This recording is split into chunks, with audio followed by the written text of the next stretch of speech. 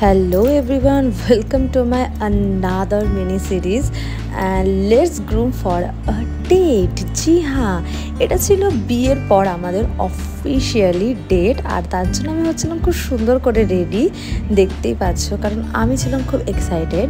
কারণ obviously date কোন মেয়েরা ভালোবাসে না যে একটু, অ্যান্ড যেখানে তুমি তোমার হাজব্যান্ডের সাথে পার্সোনালি ডেটে যাবে, একটু ঘুরতে যাবো, একটু খেতে যাবো, সেটা তো আরোই একটা আলাদা ব্যাপার হয়ে যায়।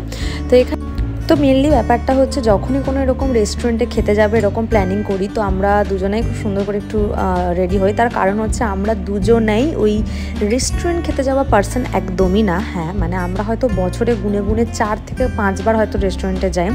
এটা নয় যে আমাদের কাছে অন্যরকম ব্যাপার, বাট অ্যাকচুয়ালি ভালো লাগে না খুব একটা।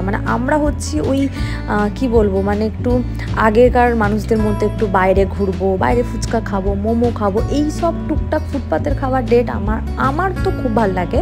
আর আমার সাথে সাথে ওরও খুব ভালো লাগে। আমাদের দুজনেরই ভাইবটা এক্ষেত্রে খুব ম্যাচ করে। তো এটাই ব্যাপারটা।